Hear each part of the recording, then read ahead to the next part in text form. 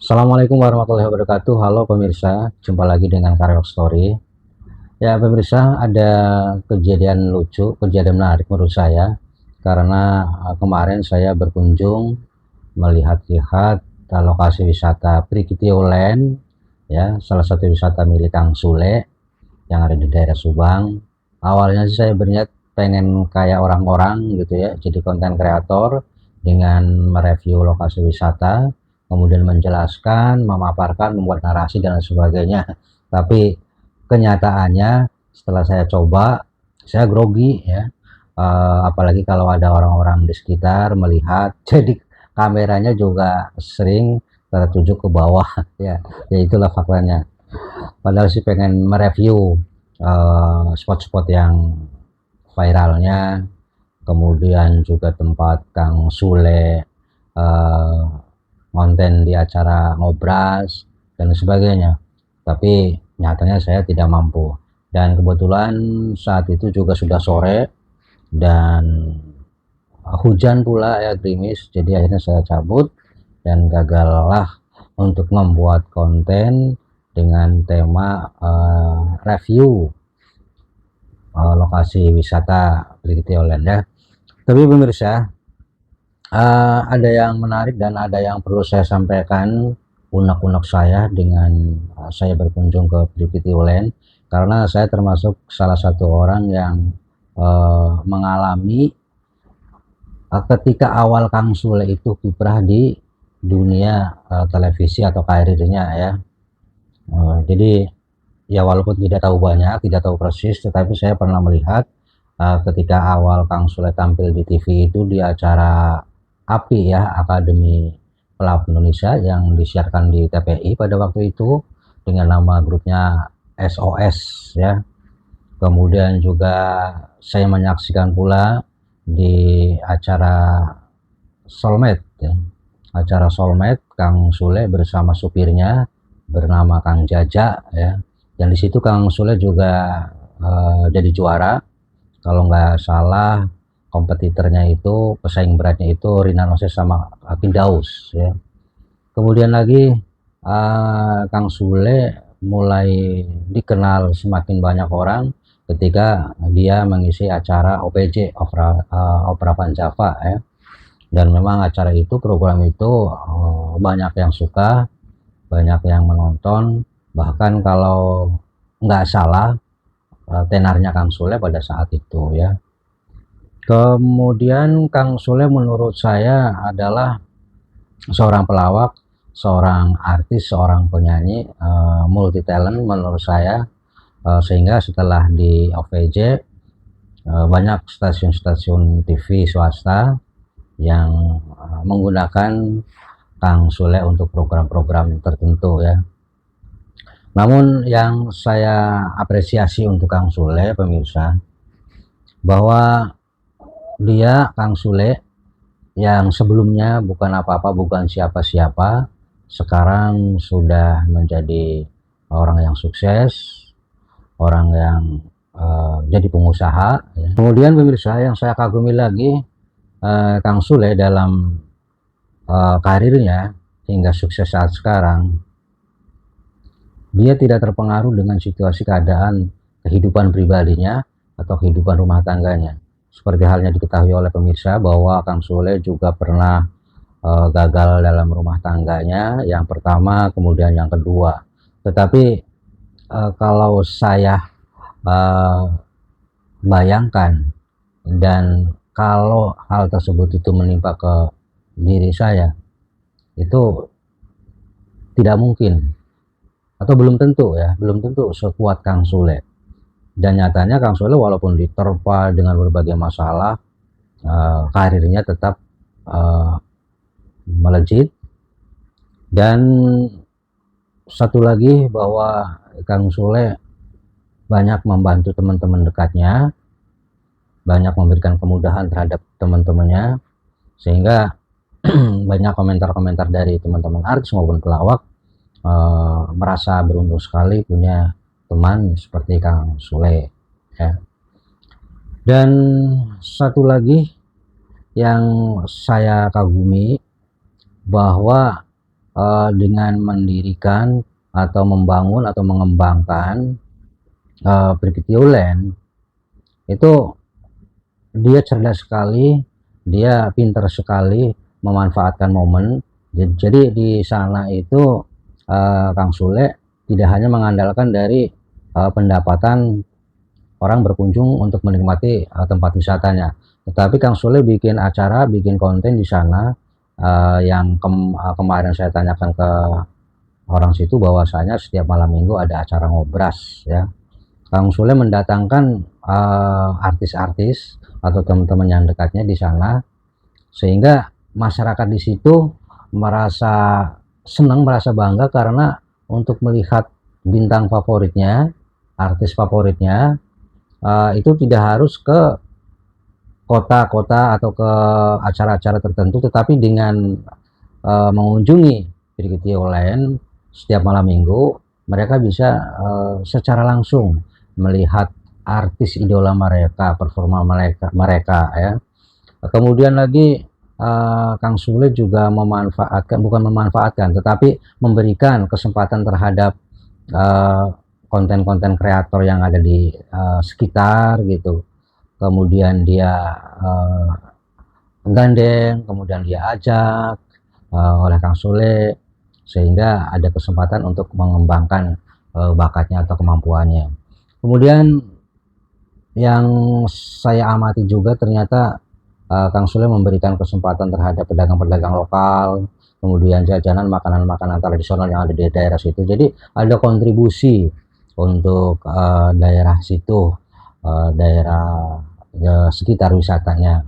Dan kemarin juga saya pernah menyaksikan acara di salah satu kontennya, pernah mendatangkan Bupati Subangnya. Jadi acara atau konten yang dibuat oleh Kang Sule itu bisa menjadikan fasilitas untuk promosi, untuk menampilkan bupati, bisa langsung dekat dengan masyarakatnya, dan banyak sekali ya pemirsa. Jadi itulah kenapa saya menjelimet apa ya, menjelimet ya, begitu deh, menjelimet ya.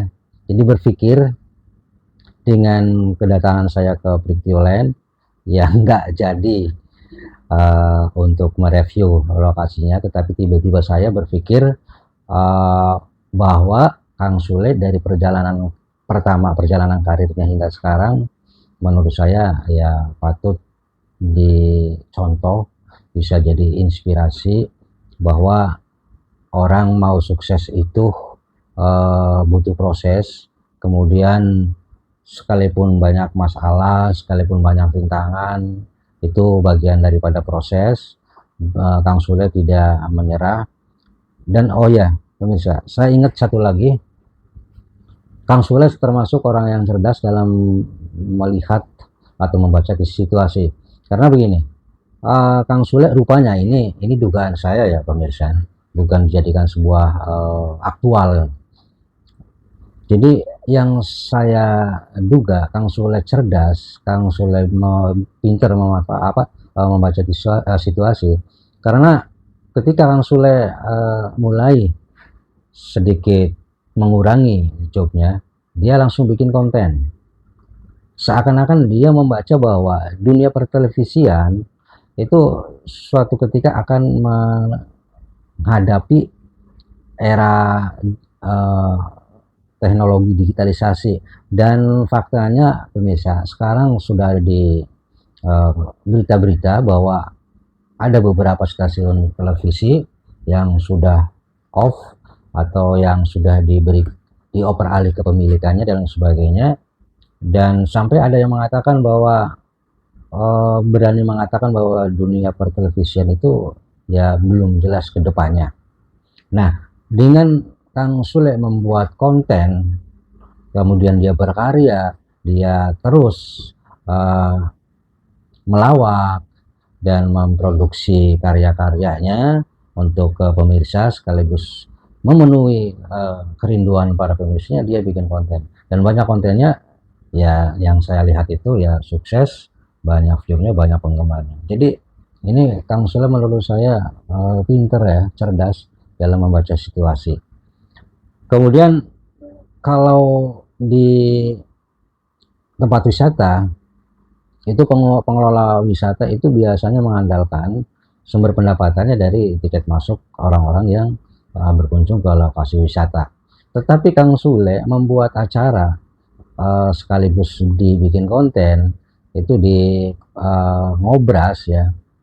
Jadi itu juga salah satu trik Kang Sule. Jadi untuk tetap bertahan, untuk tetap eksis dan untuk mempertahankan daya saing di lokasi wisatanya, itu dia bikin acara. Nah, otomatis dengan acara tersebut maka banyak orang-orang yang berkunjung ke sana, apalagi ketika ada bintang tamu atau artis-artis yang ada di sana. Dan Kang Sule juga saya meyakini bahwa tidak hanya finansial yang dia targetkan, tetapi Kang Sule yang saya lihat itu dalam memberikan atau menyajikan atau menggelar sebuah acara itu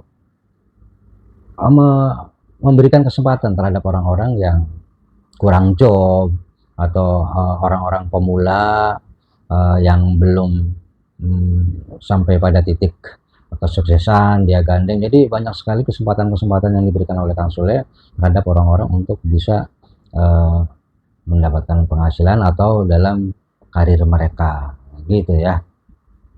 Jadi itu saja yang saya ceritakan, dan maaf Kang Sule, saya tidak pamitan dulu untuk menceritakan tentang Anda, tapi ini adalah sebuah kekaguman karena saya tahu, saya menyaksikan awal karir Anda dari pertama saya kenal Anda di televisi TPI pada waktu itu, kemudian saya juga menyaksikan mengikuti hingga Anda berhasil menjadi juara di acara Soulmate ya. Saya masih tahu, masih ingat Anda bersama Kang Jaja, supir pribadi Anda, yang pada waktu itu pesaingnya adalah Rina Nose berpasangan dengan Kidaus, dan saya juga sering menyaksikan OVJ dan banyak lagi acara-acara di TV. Jadi ini adalah bentuk kekaguman saya terhadap Kang Sule, dan banyak hal-hal yang bisa saya pelajari, diantaranya bahwa Anda termasuk tekun, gigih. Anda berawal dari bukan apa-apa, bukan siapa-siapa, dan Anda diterpa dengan berbagai macam masalah, apalagi ke masalah rumah tangga ya. Karena ukuran saya yang masalah yang paling berat itu adalah ketika diguncang oleh masalah keluarga, masalah rumah tangga. Tetapi Anda masih eksis, masih bisa bertahan, masih terus berkarya, dan Anda berkarya bukan hanya untuk memperkaya diri sendiri, tetapi Anda berkarya juga untuk orang lain, memudahkan orang lain, dan sampai saya ada sebuah keyakinan bahwa hidup Anda memberikan kemudahan terhadap orang lain. Kemungkinan Anda sesukses ini karena diberikan kemudahan.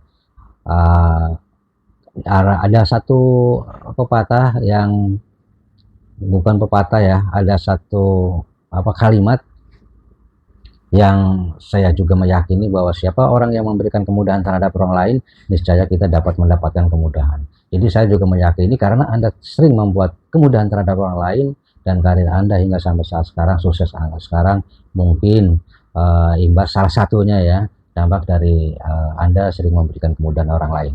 Oke pemirsa, mudah-mudahan apa yang saya ceritakan kali ini sedikit banyaknya ada sisi positifnya. Dan sekali lagi maaf Kang Sule, saya tidak pamitan, tidak izin sama Anda untuk bercerita tentang Anda. Ini hanya sebatas kekaguman saya terhadap Anda, dan ini muncul ketika saya berkunjung ke Trikitiauland kemarin.